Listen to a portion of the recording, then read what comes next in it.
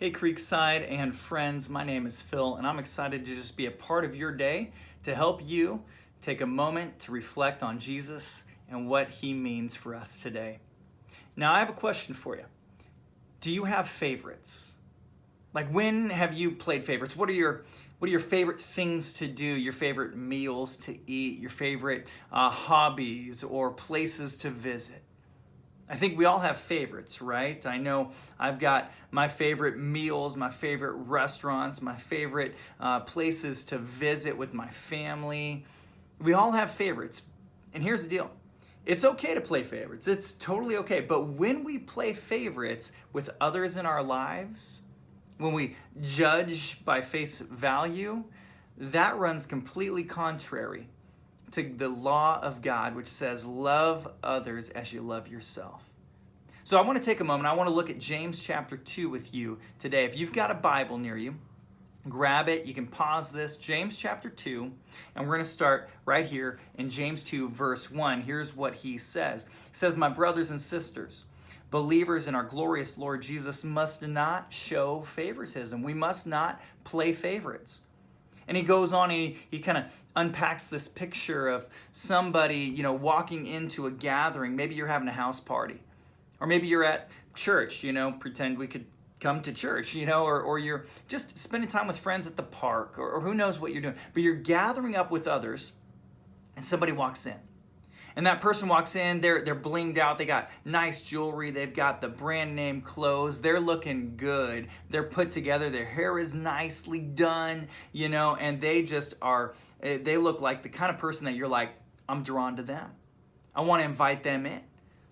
And then somebody else walks in, and it's the person who you can smell before they even enter into the room. You know what I'm talking about? Someone that hasn't showered for a little while. Their clothes are torn and tattered and kind of falling apart. They look pretty disheveled, and James presents this picture of these two people walking in, and if you are to play favorites and judge on the face value, and you say to the person who's really put together to say, come, sit by me, and the person who smells and doesn't look so good, maybe they're homeless or they're coming from a different background, and you say, no, I don't want anything to do with you. You go over there. He says, if you act like that, you're contradicting the love that God has shown you. And you're contradicting the command to love others as you love yourself. And so today, the challenge I want to bring to you is just a simple question. Have you ever played favorites with others in your life? Now, sure, we have our friends and our family and those who are closer to us. I'm not talking about that. But have you ever judged on face value the value of a person instead of looking to their heart? See, this idea of playing favorites, it means to receive the face. It's judging on face value. It's judging the book by its cover, the person by their outward appearance. And maybe that's somebody that smells because they haven't showered for a while or they've been on the streets.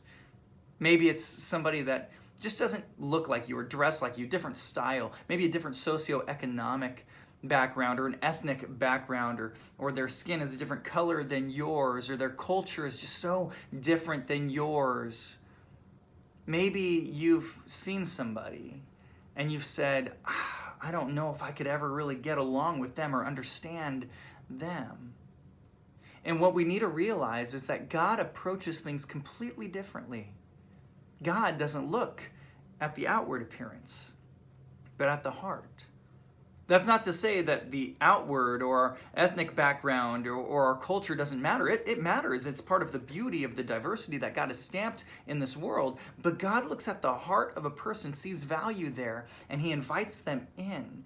And he asks those of us who call ourselves Christians, Christian simply means little Christ. If we're going to be little Christ, to act like Christ would, to act like God would by inviting them in, inviting them closer, not judging at face value, but instead to recognize the heart of a person, the value of a person.